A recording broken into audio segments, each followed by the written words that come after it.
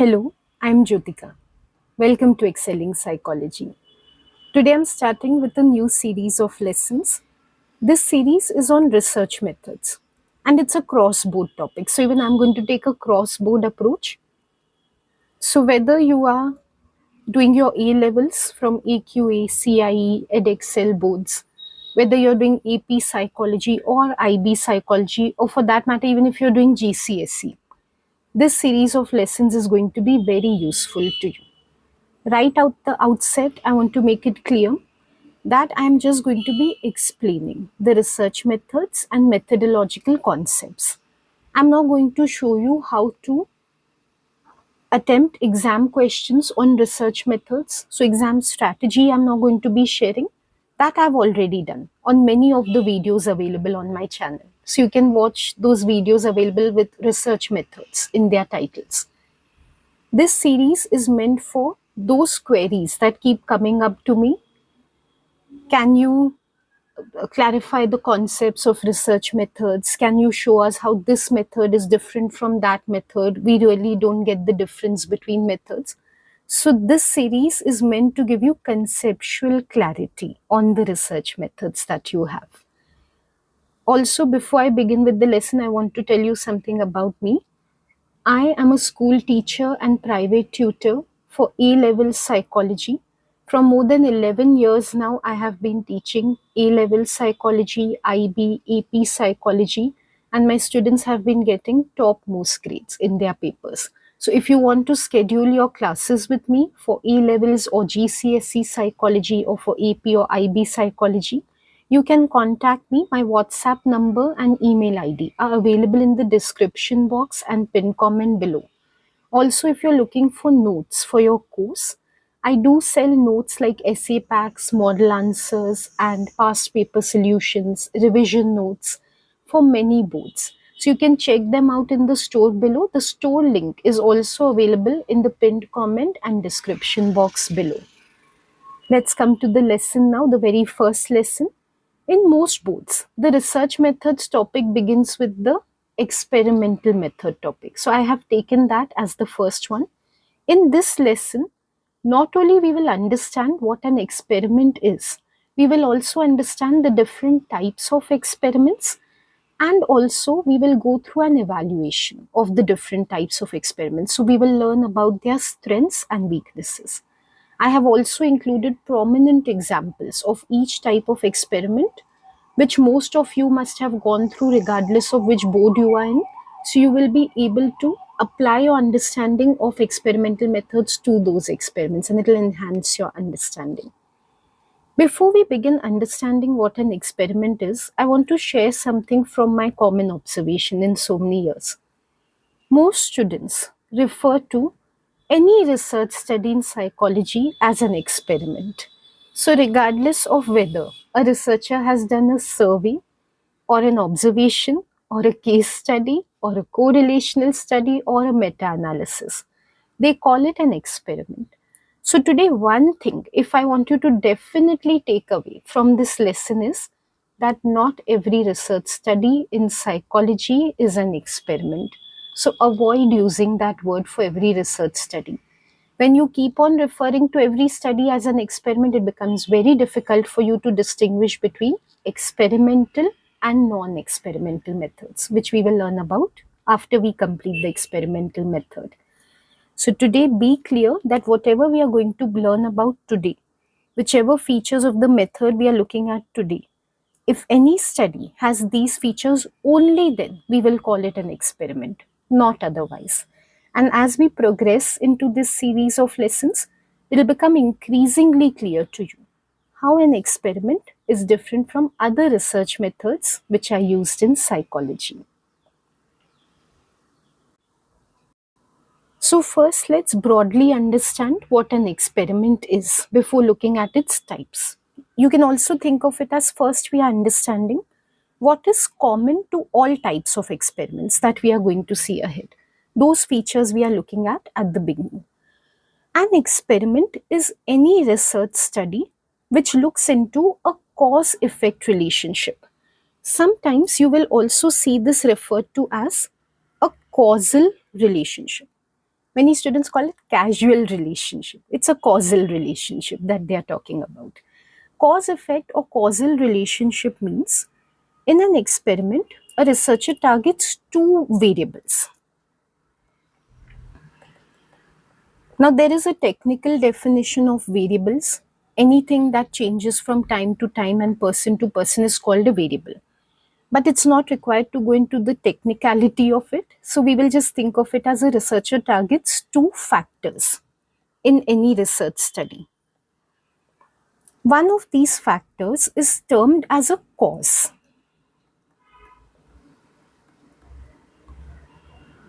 Another factor is termed as an effect of the cause.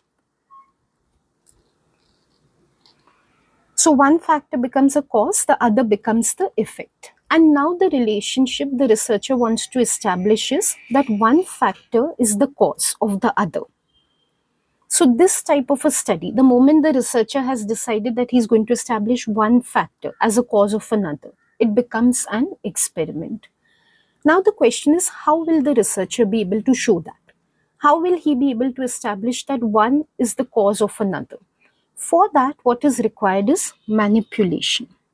The researcher has to manipulate one of the variables so that he can show that it is a cause of the other.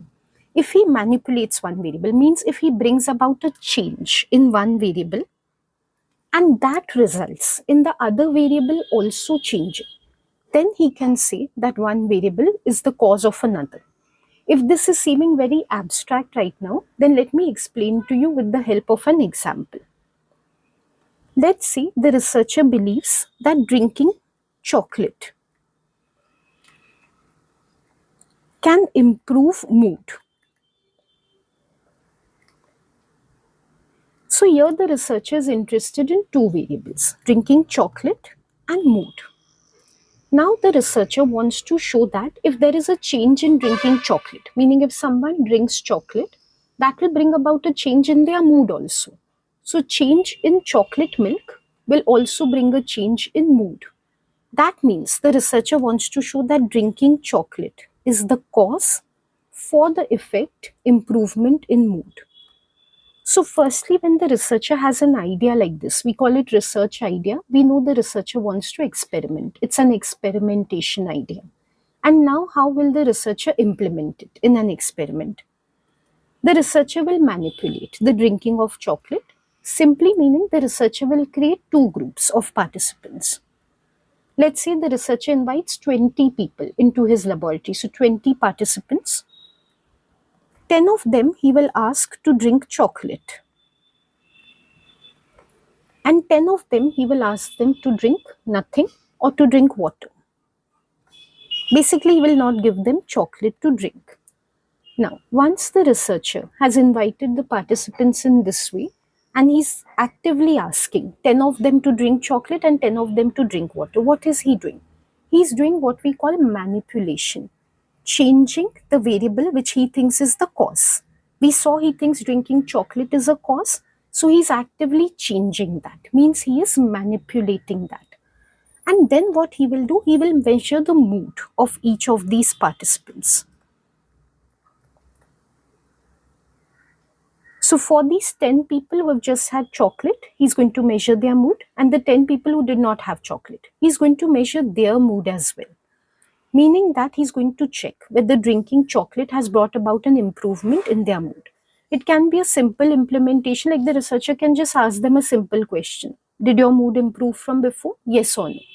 In some way or the other, he'll find out whether their mood has improved or not. So this type of a study, which you see in blue, this is called an experimental study.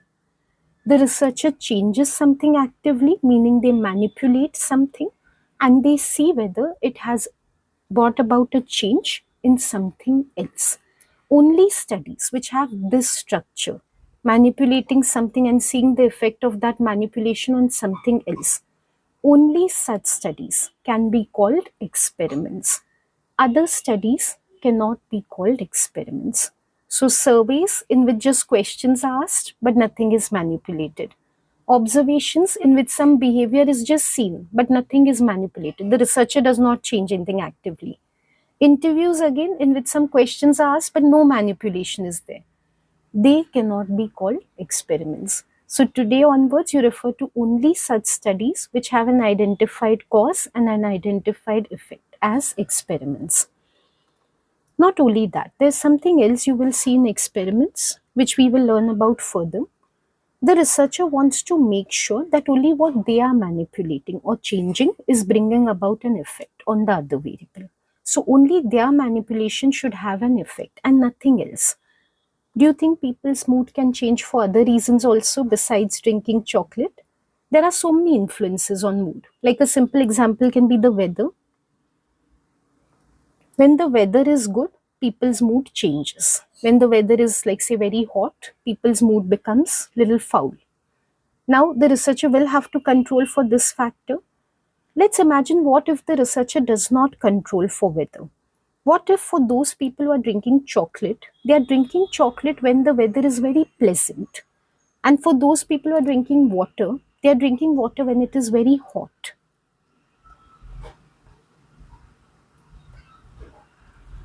Do you think that the change that comes about in the mood of these participants can be attributed then to drinking chocolate? What if those who were drinking chocolate, actually they had reported their mood improved because the weather was pleasant? And those who were drinking water, they reported that their mood did not improve because the weather was very hot. In that case, the researcher would make a mistake to say that drinking chocolate is what brings about a change in mood, because it's actually the weather which is bringing about a change in mood. The researcher cannot afford this possibility. They are not doing an experiment so that something else other than their assumed cause should influence the effect, right? So they have to make sure that they control for all such variables. They'll have to do something about the weather. Something as simple as making both the participants answer under normal weather conditions. So those who are drinking chocolate as well as those who are not drinking chocolate, both these groups should answer the measure of mood under good weather conditions. The weather conditions should not differ for the two groups. So when the researcher just takes care of these things, they have established control. And control is seen in most experiments. So experiments will have which features? Which features have you understood from this general discussion? Manipulation of a cause or an IV, measurement of a DV that comes about from the manipulation of the IV, and some amount of control. Some things here are methodological concepts like controls, control variables. In forthcoming videos, we learn about them.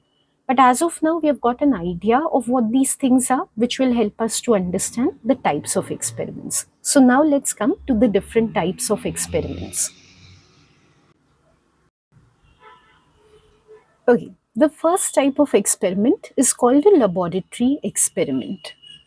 In some of your courses, depends in which course you are, it might also be called a controlled experiment or a true experiment. Just know that all these terms are interchangeable. A lab experiment is the same thing as a controlled experiment or a true experiment. So let's understand what is this type of an experiment. It will have the features of the experiment that we have seen. All these experiment types have all these features. They can just vary in degree. So in a lab experiment, there is an IV that is manipulated. So there is a cause. There is an effect which is measured. So there's a DV also. In terms of control, one of the features we saw in the introduction, there's a very high degree of control in a lab experiment. This is what chiefly distinguishes it from other experiments, especially from a field experiment. Now let's understand what is a highly controlled environment. We touched upon it now. We will just look a little further into it. If anything other than an IV influences a DV, it is said to be an extraneous variable. So an extraneous variable is any factor and other than the IV which influences a DV. Previously, I gave you an example of drinking chocolate. Continuing with that example, drinking chocolate is the IV because that is what the researcher is manipulating. And mood is the DV because that is what the researcher is measuring. And the researcher believes is getting impacted by manipulation of the IV. But are there other things that can influence mood? As I asked you before, you will be able to list a number of things besides drinking chocolate that can influence mood. For example, weather. Let's say any pleasant or unpleasant experience a participant has had before coming to the laboratory, like just before the experiment. So, experiences. Anything else that happens in the laboratory, let's say by chance one participant gets into a tiff with another participant, or the experimenter behaves in an unpleasant way with the participants. So, any current experience can also influence mood. Health conditions can influence mood. Some participants are feeling unwell at the time of the study, so their mood is bad. Other participants are feeling fit, so their mood is good. All these variables, which I have listed in red, and many others, are those variables other than the IV, other than drinking chocolate, that can influence mood, the DV. These are called extraneous variables. And the researcher has to make sure that they are able to control all of these variables. They are able to keep all of these variables aside so that they can see a clear relationship between the IV and DV. Basically, so that they can say with certainty that drinking chocolate only at this point influences mood and nothing else. Imagine you're the researcher. You give some people chocolate to drink and they report that their mood improves. But later you come to know actually their mood improved because they really liked the experiment. They liked the way the researcher was smiling at them. They made friends with other participants. That's why their mood improved, not because of drinking chocolate. What happens to your conclusion that drinking chocolate improves mood? It gets nullified. Do you want that to happen? Why have you conducted the experiment? So it will defeat the purpose of your experiment. So when you make sure that extraneous variables do not influence the DV, only the IV influences the DV. You're exerting control over extraneous variables as a researcher. Another thing that you will find in a lab experiment is that it is done in an artificial setting. By an artificial setting, we mean it's not a real setting. It's not a setting where behavior usually occurs. This is the chief thing which differentiates it from a field experiment. Where do people usually drink chocolate? In their homes, maybe in their offices, maybe in a cafe, maybe in school or college, in the canteen, maybe. Usually, these are the places where people drink chocolate. But if I'm not doing my experiment in any of these places, because I feel that there will be too many extraneous variables that I won't be able to control. Like if I go to a cafe and there I make people drink chocolate and see their mood, but in a cafe, the lighting in the cafe, the noise around, the other people who are there, their friends, they are going to influence their mood so much that my making them drink chocolate is going to have a very obscure effect on the dependent variable. So I don't want to do it over there. So I decide I'm going to do this study in a special room. Maybe in my office, as a researcher, I have an office, I will do it there because there I can make sure that maybe I can call only one participant at a time and I can make sure no distraction is there. So no one else is there. So no one else is there to influence their mood. I can make sure my body language is very neutral. I do not influence their mood. I can make sure the setting, lighting, everything is very non intrusive, very non distracting. So nothing of that can influence their mood. So I want to conduct my study here in my room, not in a cafe, not in their homes, not in a school, college, or office. So a lab experiment is done in an artificial setting where I can control for everything, not in real settings. And another very key thing about a lab experiment is it has a very standardized procedure. Standardized procedure means a very consistent procedure which is kept the same for every participant. Supposing there are 20 participants who will be drinking chocolate and I will be assessing their mood. I want to make sure everyone is treated in the same way. Everyone should get the same amount of chocolate to drink. The temperature of the chocolate, meaning how hot or cold it is, should be the same for everybody. What if out of 20 participants, to 10 of them, I give hot chocolate and to 10 of them, I give cold chocolate to drink? It can be that because of getting hot or cold chocolate specifically, their mood is increasing or decreasing. Like those who get hot chocolate, their mood improves. But those who are drinking cold chocolate, their mood does not improve. So I have to make sure everyone gets the same warmth in their chocolate. In the same way, I have to make sure quantity is the same. Otherwise, say only those who get a higher quantity experience improvement in mood. That way, my experiment will be all over the place. I won't be able to say whether drinking chocolate improves mood or not, because these fine manipulations which are coming in without intention, higher, lower quantity, higher, lower heat, they are influencing mood rather than in absolute terms drinking chocolate or not. So when we keep the procedures same for all participants, whatever manipulation we are doing, its quantity, exposure, temperature, way of handling, way of presenting, in which cup we are giving it, everything, when we keep the same across all participants, basically we give everyone consistent treatment. We have standardized the procedure of our experiments. And lab experiments always have a very standardized procedure. Everyone gets treated exactly in the same way. Okay, now to understand this even better, let's look at an example which most of you must be seeing across boards. Like I, for one, know that this study is there in the AQA board, in CIE board, in EdXL, GCSE, and A levels board, IB curriculum, AP psychology curriculum. It's literally there in all of them. If you haven't come across it yet, despite belonging to any of these boards, you will come across it very soon. So keep it in mind. It's Bandura's Bobo doll study, one of the most classic and respect-worthy studies in psychology. Bandura, Ross and Ross wanted to show that if children are exposed to aggressive role models, they will imitate the aggression that they see in these models and they will become aggressive themselves. Simply saying, if children see someone behaving very aggressively, they copy that behavior and they also become very aggressive. Of course, I'll not be going into the details of this study, but just from an experiment point of view, why would we call it a lab experiment? How it has all the features of a lab experiment, we will understand that.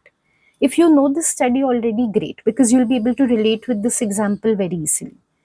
What Bandura did is, because he believes that aggressive modeling leads to imitation of aggression. Aggressive modeling is a cause, in his opinion.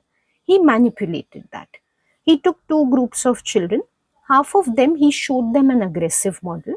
Half of them he showed them a non-aggressive model. So can you see how he manipulated the IV? Exposure to an aggressive model. He changed it actively. Some of the children he made them see an aggressive model. Some of them he made them not see an aggressive model. So he had an IV and he manipulated it. He measured the DV, he measured the aggression in children. Later on, after showing them the aggressive or non-aggressive model, he gave them a chance to behave aggressively themselves.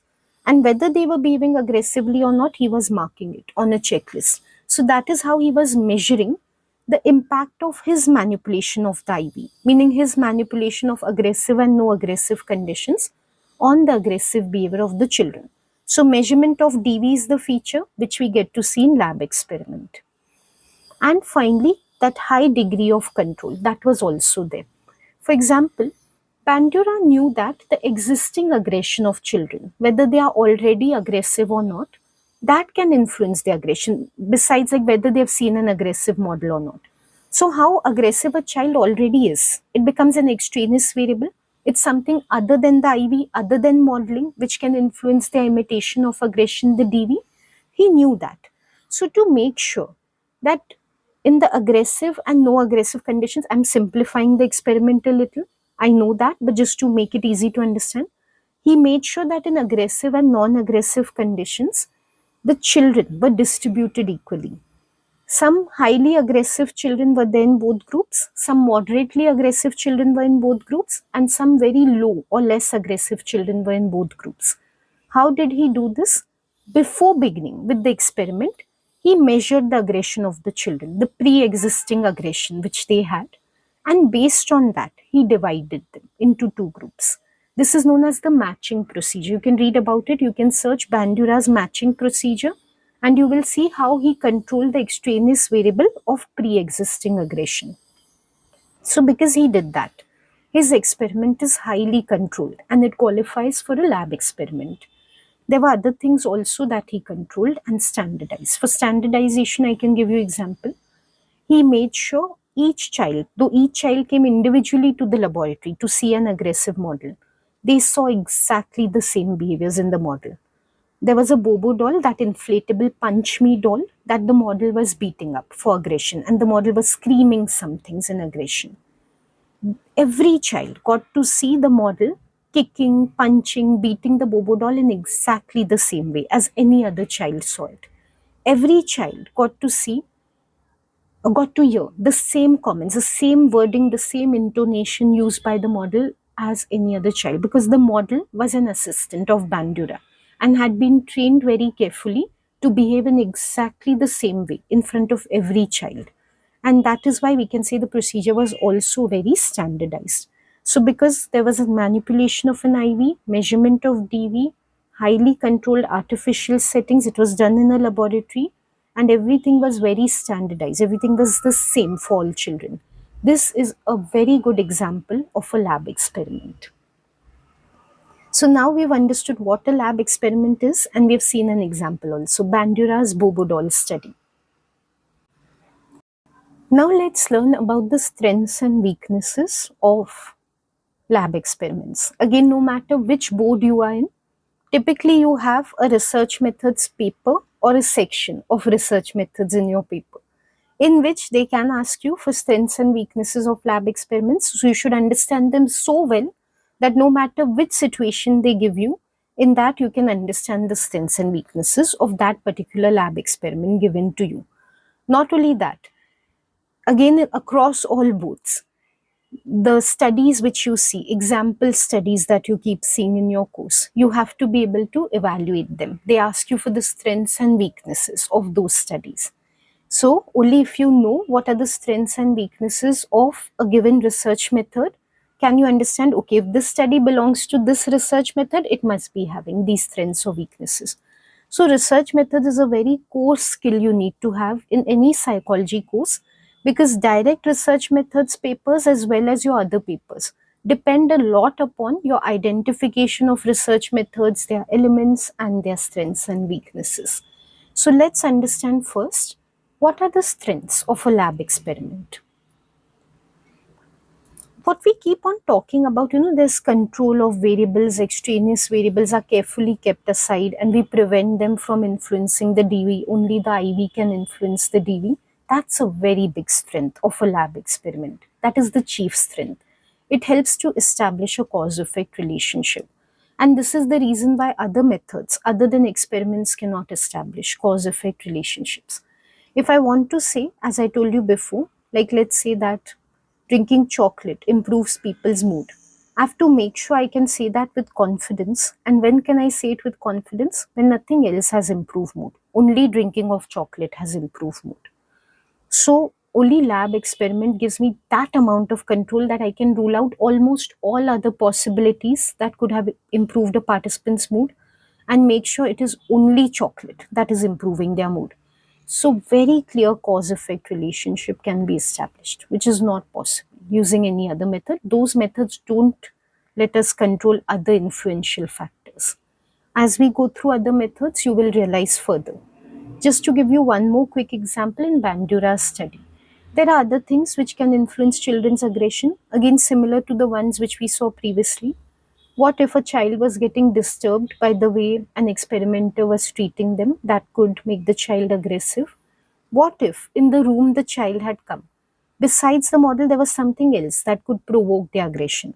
Like, let's say the room was in a bad state, it was very messy, and it was like a scary looking room with very dull colors, darkness, enough light is not there, the child is getting upset over them, that's why they're becoming angry.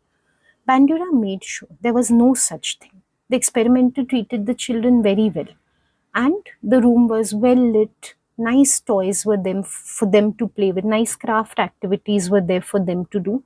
So, no chance that anything else was making them aggressive besides how the model was behaving in front of them. So, because other things can be controlled, extraneous variables can be controlled, other possibilities of what is influencing the DV can be ruled out, and we can establish a clear cause effect relationship. And one last thing you need to know about this trend, why is it so important to establish a cause effect relationship?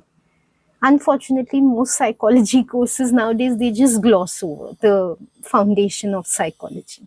Psychology has four goals: description, explanation, prediction, and control. I won't go into the depth of it, but as psychologists, we want to control behavior, we want to change behavior. Some of you interested in psychology must be aspiring to be a clinical psychologist. You want to help people overcome their mental disorders. Some of you want to do counseling. You want to help people with their everyday emotional issues. You want to bring about a change in people. You want to control their behavior for the good, right? You cannot control or change someone's behavior till you know why it is happening in the first place. What is the cause of their behavior? For example, let's say you're interested in helping children overcome their aggression because it's so bad for their mental health. How will you help a child reduce their aggression if you don't know what makes them aggressive in the first place? If you know that watching aggressive people makes them aggressive, then you can suggest that they reduce their exposure to such aggressive people so that they stop becoming aggressive. Basically, if you want to control or change behavior, you have to know why it happens. You have to know the causes. That is where experiments become very important. They help you to understand causes of behavior. Another thing is, we saw experiments are very standardized. All participants are treated in the same way. That increases something called reliability, how trustworthy an experiment is. Previously, I gave you an example in an experiment of drinking chocolate. If you're going to give some people more chocolate, others less, some cold chocolate, some hot, how do you know whether chocolate improves their mood or these minor variations which are going on, they impact their mood? In an experiment, you make sure everyone gets exactly the same thing. So you can trust the results of an experiment. They're so consistent that you can trust them and you can say, if the researcher is saying drinking chocolate improves mood, that is the case. Because everyone's treated in the same way, any changes cannot be attributed to minor fluctuations in how the procedure was done. Also, because of this, experiments can be replicated. They can be repeated and their findings can be re-verified. Supposing you're very influenced right now by Bandura's study and you're thinking, what a wonderful study it is. This is the need of the hour. We want to make children less aggressive. So let me do an aggression study in my culture also. Let me see in my culture also if children are getting influenced by aggressive modeling that they see around them. Can you replicate? Can you also conduct a study just like Bandura?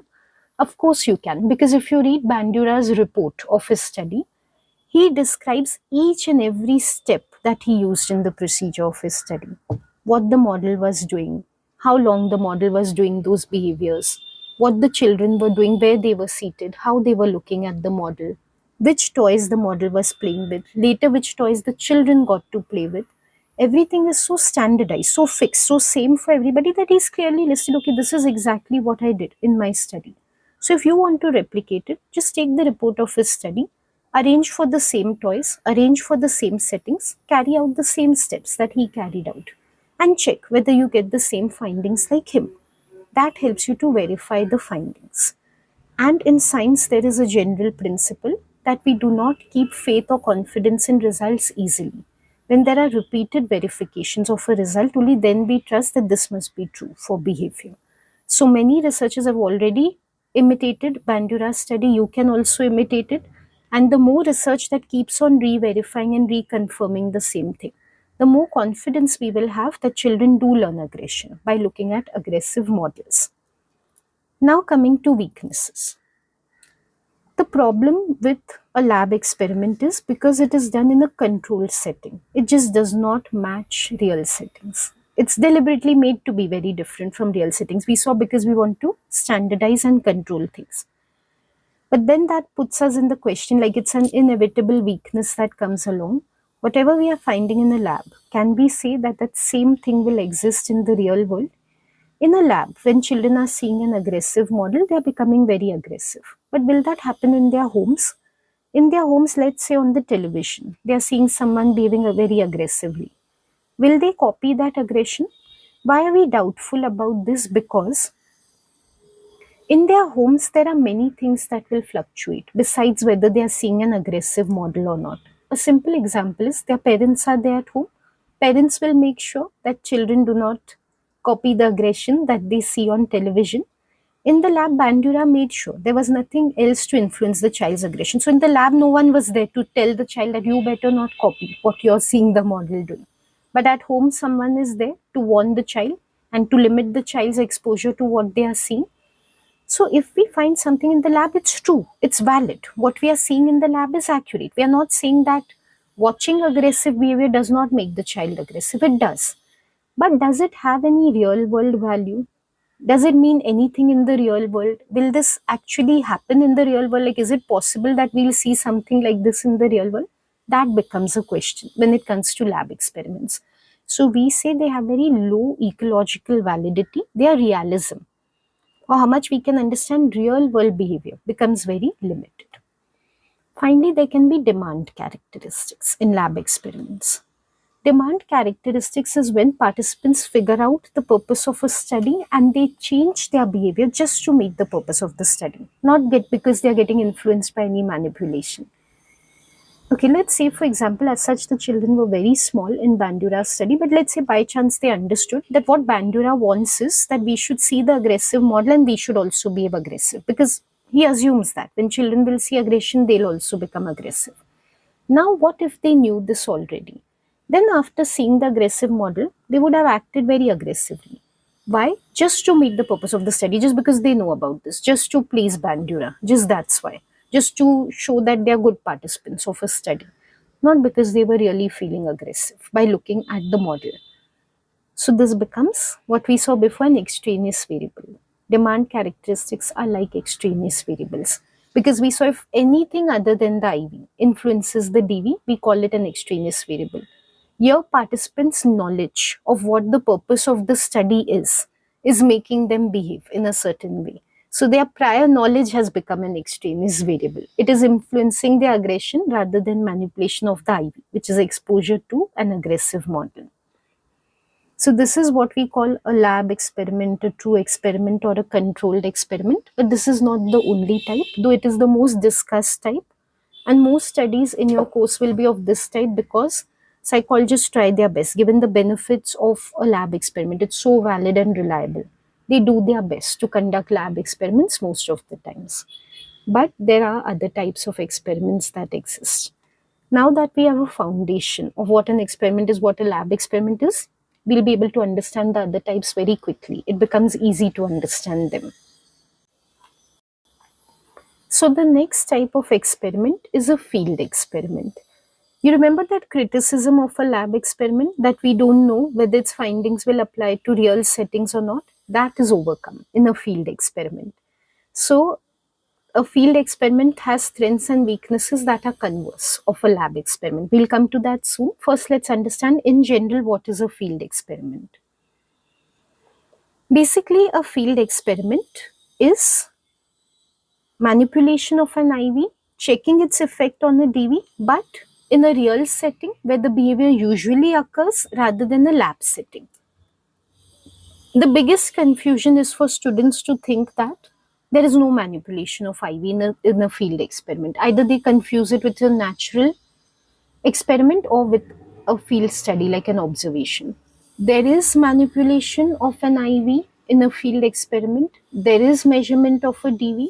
The only difference from a lab experiment is where is the study being conducted.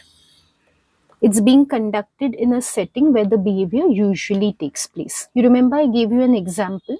Where do people normally drink chocolate? In cafes, in their homes, in offices. So if I do a study in some place like this, like say I do it in a cafe, then I am doing a field experiment. Because will I manipulate whether they are drinking chocolate or not? Yes, I will ask some of them to order chocolate in the cafe and others to not order it. Will I measure how their mood is improving? Yes, I will ask them questions about their mood after they drink the chocolate. So then what's the difference from the previous experiment? That I'm doing it in a cafe instead of doing it in a highly controlled setting. So this is the only thing that distinguishes a field and a lab experiment, where the study is being done. Now, Obviously, the compromise is control. We kept on seeing in lab experiment, other things can influence the DV. Yes, that possibility is there here. When people are in a cafe, lots of things can influence their mood. They meet a friend, they feel happy, mood improves. They get a tiff with their friend in the cafe, mood improves. They like the cafe overall, they like the atmosphere, mood improves. They didn't like the cafe, their mood goes down. So, yes, control becomes very low in a field experiment. Lots of extraneous variables beyond our control as a researcher. But what are we gaining from this? If we find that the IV does influence the DV, we can rest assured that it's a real world thing. It's not a lab phenomenon, as we say. It is something that has meaning in the real world. Like in the cafe, if by drinking chocolate, people's mood improves, I don't need to question, but oh, will this happen really or not? Or is this something that happens only in the laboratory? It's happened in a cafe, it's happened in a real setting. So, in real settings like cafes, homes, restaurants, if people drink chocolate, yes, their mood will improve because of that.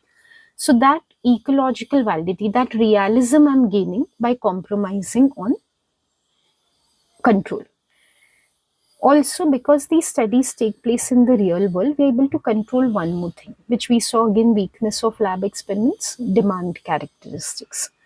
We don't tell participants that we are doing the study. As I gave an example earlier, some cases we can tell them. I can tell them that, please order chocolate. So that way they know they are a part of a study and I'm telling them what I want them to do exactly. But in most cases, we won't do that. Rather, what we'll do is we'll manipulate the IV very discreetly without them realizing what is happening. So let's say the participant orders something, maybe juice to drink or a sherbet to drink. But we tell them, oh, sorry, sir, today only chocolate is available. So you can order only that. So indirectly, we do make them order chocolate only, we make them drink chocolate, but we don't tell them directly that this is for the purpose of an experiment. They think that by chance they're having to order chocolate because nothing else is available. So we do it slyly or discreetly because we feel already we are compromising on control a lot. There are a lot of extraneous variables we can't control. At least let's not induce demand characteristics. At least let them not know that an experiment is taking place deliberately. We are making them drink chocolate. Otherwise, purposely, they'll report their mood has improved. So, at least let's control for that possibility. So, this is how a field experiment goes about. Now, again, a very famous study. I know that it's there in all the syllabus. If it isn't, you haven't come across it yet. Or if you're in EQA, maybe you haven't taken that option in which this study is there. It's the Pilyavin study. Okay, very simple field experiment. Researchers wanted to see whether people will help others or not. So, helping was their dependent variable. And for that, what they were manipulating was the condition of a victim. Basically, the researchers believe that if people feel a victim is responsible for their own condition because of their own carelessness, they've become a victim, then people do not help them. But if they feel the victim is innocent, for no fault of theirs, they've become a victim, then they do try to help them. So, what they did is they went to a subway train, a real setting where helping usually takes place. When you travel in public transport, sometimes someone needs your help, someone needs water to drink, someone might ask for money, someone might ask for a little space to sit. So, helping is very common in public transportation. So, deliberately, they selected a train, which is a typical situation where helping takes place. There, they asked their assistant to either act drunk, alcohol is consumed, drunkard type of behavior, or to act ill as if they're very sick. So, they had to carry a cane with them. When people see someone's drunk, they automatically assume that this is a careless person. Like, why do they have to drink and come? Now, any trouble can be caused to them. But when they see someone's ill, they already have sympathies for that person and they feel if any trouble comes on this person, it won't be their fault. So either the assistant got into the train in a drunken state or an ill state. Then they pretended to faint. So this was the opportunity where passengers who were the participants of the study without knowing, they didn't know that this person is doing these things deliberately. So the passengers of the train who were there, when they saw him fainting, they had an opportunity to help him. And this is what Pilyavin was studying, whether they'll help or not. As he had predicted, he found that when the assistant pretended to be drunk, people were not very inclined to help him. But when he pretended to be ill, unconditionally people were helping him, meaning that if they felt the victim is not responsible for their own plight, they help the victim. Now, how is this a field experiment? There is a manipulation of the IV. The researcher actively changed whether the assistant was behaving drunk or ill. There was measurement of DV, how many people were helping, how they were helping, that was being measured by the researcher. And what was it getting influenced by? The condition of the victim. So the IV was influencing the DV, cause, effect. Control was there, not much. What if someone did not realize only that someone's fainted in front of them because they were busy reading the newspaper or they were looking outside the train? The researcher couldn't do anything about it. So there could be other reasons, like other factors why people were helping or not helping besides the condition of the victim.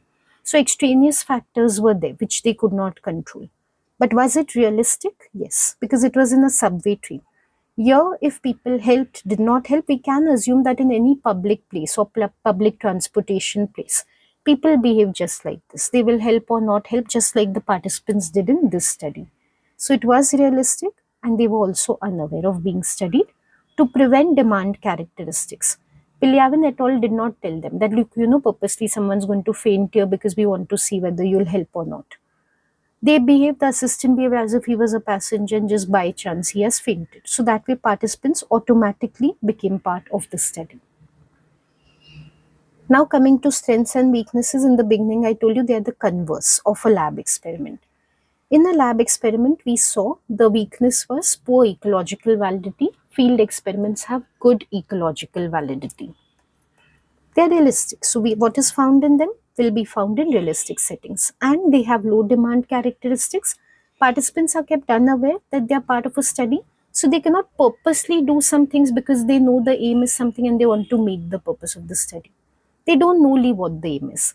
In this study, if they knew their helping is being measured, they could have been extra helpful. But here they can't do that. So whatever behavior they are showing is natural behavior, not because of any understanding of what the study is about. But there are weaknesses in lab experiment. The strength is extraneous variables can be controlled. We can establish a definite cause-effect relationship. Here we cannot do that. Because like we saw, helping could get influenced by other things. As simple as did participants notice that someone needed their help or not? Even that could have influenced helping. So we can't say only the condition of the victim, only the IV was responsible for helping the DV. And of course, ethical issues are there. When we say we are not even letting participants know that they are part of a study, think about it ethically, morally. If you're just forced to be a part of a study in this way, and later you come to know you were part of a study, no one even asked you whether you want to be part of it or not, would you appreciate that? I don't know if you've learned about ethics already. If you have, you know this will be called consent. It is important to take agreement of participants to include them in any study. Here that is not there. No agreement, no consent. It is an ethical problem. Morally, it is incorrect to force someone to take in a part in a study without their knowledge. So, field experiments are considered to be low on ethics, or what we say moral sense, moral treatment of participants.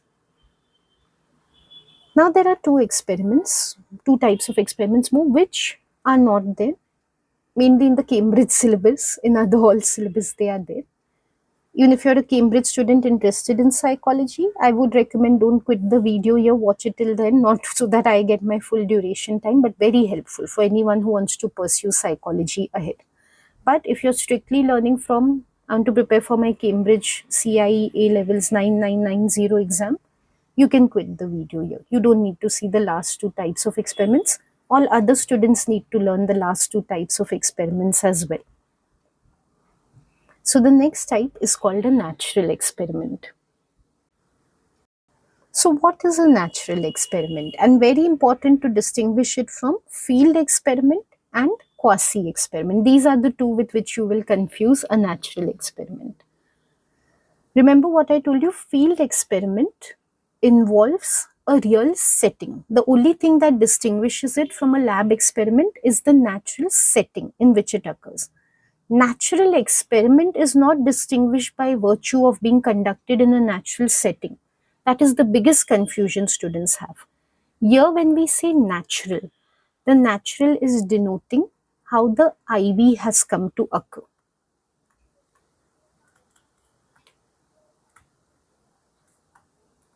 When we say natural, we are not talking about the settings. We are saying the IV has naturally occurred. Just keep this in mind and you'll be very clear what a natural experiment is. So, by definition, a natural experiment is that in which the IV has happened without any active change brought about by the experimenter. Has it been manipulated? Yes, it has been manipulated or it has been changed. But has the experimenter or the researcher manipulated it? No. By chance, naturally, it has got manipulated. Such a study is called a natural experiment. For practical purposes, a simple way of thinking about it is some natural incident or event has occurred which has brought about a change which the researcher is interested in studying. That's all. How is this different from a field experiment? Field experiment is conducted in natural real settings. Natural experiment can be conducted in any settings, lab settings or real settings. But the IV must not be manipulated by the researcher. It must be manipulated by natural circumstances. Settings do not matter in natural experiment. How is it different from a quasi experiment? Quasi experiment compares people with pre existing differences, traits within them, not any changes that have come about in them because of the occurrence of a natural event. So, that is how it's different from a quasi experiment, which we will come to next. So, any experiment in which the IV has occurred naturally without intervention of the researcher, but a DV is being measured, the researcher is interested in seeing what that natural manipulation has brought a change in the dependent variable, is called a natural experiment. So, manipulation of IV is there, though not by the researcher. Measurement of DV is there. Is it very controlled? No. We'll see in the weaknesses. Control is difficult to bring about. Of course, if it's in a lab, some aspects can be controlled, but there are some existing aspects which cannot be controlled. So, it's not very controlled or standardized. But then, what are its key features? Very important method. Very important method. Um, there are some things researchers cannot control. Like, let's say, as an experimenter, you want to know people who have been very tragically hit by an earthquake or a tsunami, how their behaviors differ from people who live in normal circumstances, who have fortunately never been hit by an earthquake or tsunami. Can you, as a researcher, ever create a tsunami or an earthquake? Is it possible for you to actively manipulate a natural calamity? No, you just cannot do it. If there is something that you can do, like let's say you want to see how people who have been mugged or bullied, so how people affected by crime versus people not affected by crime are behaving. Can you do that? Yes, you can commit a crime on somebody. But would you do that? No, because ethically that's a terrible thing to do to somebody. You would not purposely bully someone or mug someone to see what is the effect on their behavior because of that. So there are some things that are impossible for you to do as a researcher. Some changes you just cannot bring about. Some manipulations you cannot do because nature is not in your control. And there are some things which are terrible, unethical, that you cannot and will not do with anybody. So when you want to study such things, natural experiments come to your rescue. Like if these experiments were not there, you would never be able to study such phenomena. Another very typical example I'll give you from psychology. Some people suffer from brain damage. Supposing you want to see what if the frontal lobe is destroyed, what happens to a person's planning and decision making behavior? Are they able to plan and decision make any longer? Would you damage someone's frontal lobe purposely? Would you damage someone's brain purposely? No, rather you would take people who have unfortunately undergone an accident or developed some disease which has damaged their frontal lobe, and you would take another group of people who have fortunately not undergone such things, and you would compare their planning and decision making behaviors. So you would do a natural experiment which allows you to study such differences which would not be possible in any other way. Now we have the Charlton study as an example. Again, it is there across boards. In Cambridge, it is not there. In other boards, it is there. This is a follow-up study of Bandura. Like these researchers were inspired by Bandura, and they wanted to see whether his lab settings findings can apply to real world or not. So what they did, they made use of an opportunity of introduction of television, which was happening in a small island called Saint Helena. Basically, they targeted the St. Helena Island. They had come to know that there television was being introduced for the very first time because it's an island, a very small place. This population did not have any exposure to television before this. It had not come to the island. Now it was going to be introduced, and now they were going to get exposed to television. So, have you noted it already? The researchers did not introduce television. Are they interested in seeing the impact of television on children's behavior? Yes. But did they manipulate it? Did they actively introduce it? No. It just came into the island because of the government's decision, a natural decision which was beyond the researchers' control. But that gave them an opportunity to compare the children experimentally before television had introduced how aggressive they were, and after television was introduced how aggressive they were. So their IV was watching of television or exposure to television, and DV was the aggression of children. Would they have been able to do this intervention themselves? No, it goes in the impossible or impractical category. Researchers do not have the power to introduce television in a full island. That is something only the government can do. So natural experiment came to their rescue. They were able to study something of their interest which they would not be able to actively manipulate. Let's look at the strengths and weaknesses of this method. It has very good ecological validity. Usually, it is done in real life settings like Charlton's, but like I told you, even if it's done in a lab setting, like say you want to see people struck by an earthquake, not struck by an earthquake, and you call them to the lab to make them do some tests to see whether their attention, memory, and all has changed. Even if you do it that way, still it will have ecological validity just because you have not artificially manipulated the IV, the circumstances which they had to undergo. So any impact they are showing, like their attention has lowered or their memory has lowered, those type of things, it is because of the natural experience that they have undergone, not because of something you created in the laboratory. So it is realistic. Like you can assume really when people have undergone an earthquake or they have had a frontal lobe damage or they've got exposed to television, this is how their behavior changes. I did not create it in the laboratory, so it's not a lab phenomenon. Really, when they get affected by these things, this is a realistic impact which happens on their behavior. So it has ecological validity. As I told you before, rare, impossible, unethical things can be studied in this way. Is it important to study how children's aggression gets impacted by introduction of television in the real world? It's very important to study for their mental health. Is it important to study if someone's frontal lobe gets damaged, which type of tasks they can do? Very important. We want to help these people. We want to develop interventions for them. So what if natural experiment method was not there? How would we do these studies? So they are very important. Problem is very little control of variables. There are other factors which can influence behavior. Control is very poor. One thing is, if it's being done in real settings, then same issue, like field experiments. On that island, television was introduced, children became aggressive after its introduction. But there are 10 other things which might have happened on that island at the same time which made children aggressive. Let's say at the same time, consumerism really increased, children's wants increased. They became very desirous of hoarding things and they were not getting those things. So they became frustrated and they became very aggressive. That's another reason why aggression might have increased. Even if we do such a study in the laboratory, let's say I invite some people with frontal lobe damage and I tell them to do attention tests in the laboratory, still other factors can influence their behavior.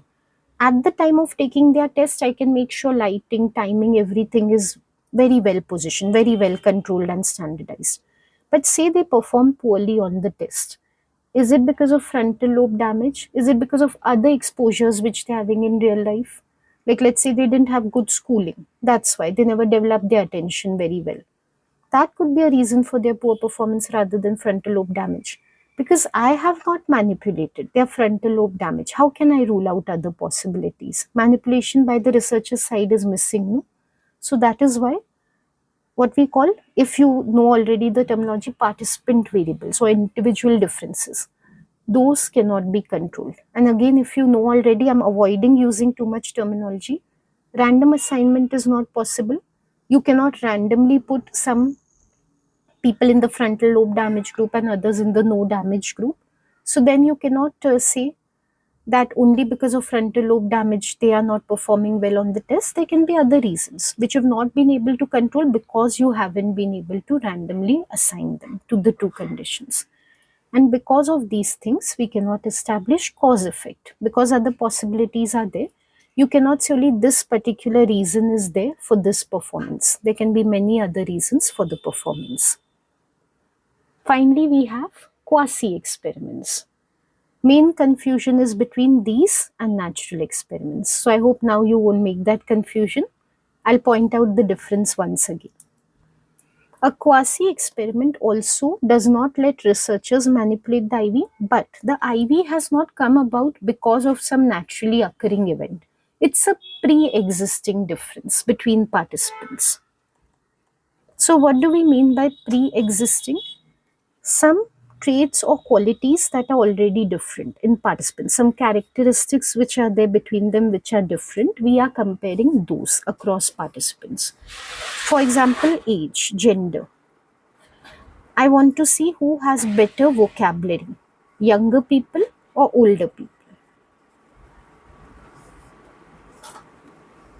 These type of studies, what am I comparing? Age differences between people. Say I'm comparing who is more emotional, like who is more quick to emotion, males or females. What am I comparing? Gender, male female differences.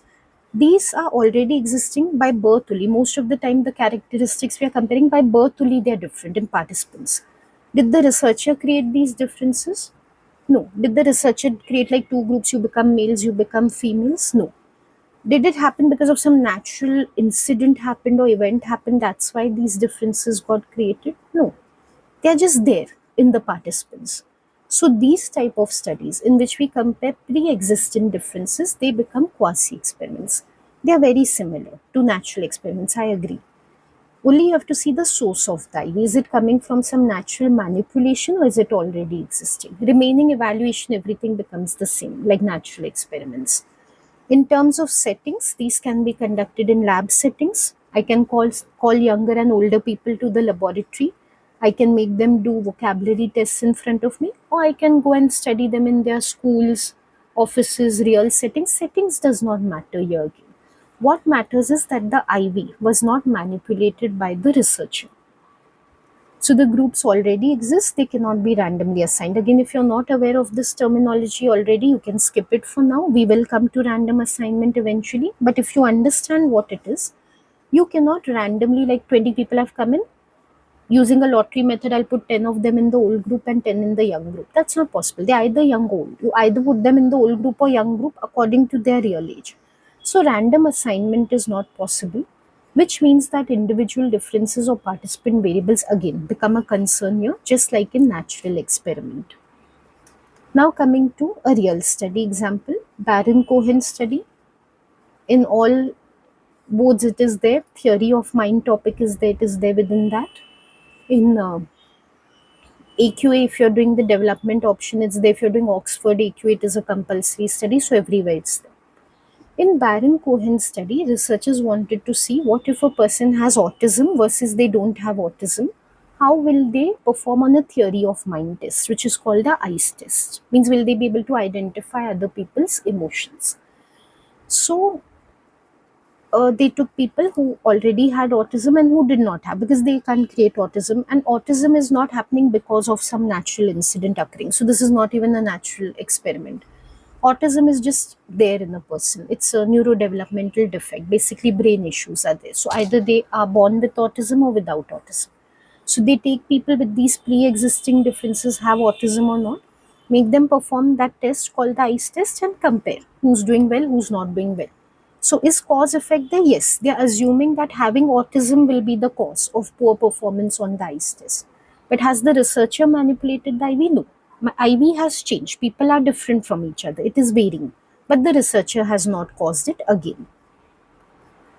So what are the strengths and weaknesses of this method? Very close to natural experiment. Can you, as a researcher, ever manipulate people's gender or age? Can you make them males, females, young, old? So it would be impossible to do these studies otherwise. So you're able to study impractical topics, impossible topics if you use a quasi-experiment method. Big plus. Is it important to study such things? Yes. Supposing you come to know with age, like older people, their vocabulary becomes poor. They have poorer vocabulary than younger people. Can you do some intervention to help them to maintain their language? Yes. So it's an important topic to be studied, but you can't study it with a lab experiment because you can't manipulate it as a researcher. So this is the best way of studying it. Again, high ecological validity, just like natural experiments have. If a person performs well on a vocabulary test because they are young, you can assume younger people do perform well on a vocabulary test. It's not a lab phenomenon. You didn't make them young, which is why they are performing well. Young people must be having something about, because of which, again, if you understand, like mediating variable must be there, which makes them perform well on a vocabulary test. So you can assume what you're finding does apply to schools, colleges, wherever you see young people, they'll do well on vocabulary.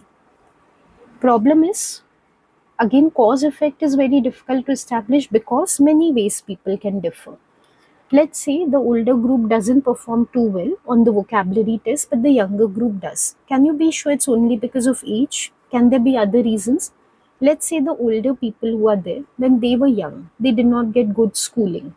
So they never really fully developed their vocabulary to begin with. The younger people were exposed to good schooling, so they got very good vocabulary. So is the difference because of their age? Is it because of young people are young, so their vocabulary is good, old people are also vocabulary is poor? No. It's because of schooling differences actually. Those who got exposure to school, they performed well on the vocabulary test. Those who didn't, they did not perform well. So what you would incorrectly conclude as a researcher that age determines vocabulary, cause effect, age is the cause of vocabulary would be wrong, because actually schooling is the cause of vocabulary. That possibility you cannot rule out because you are not controlling or manipulating conditions.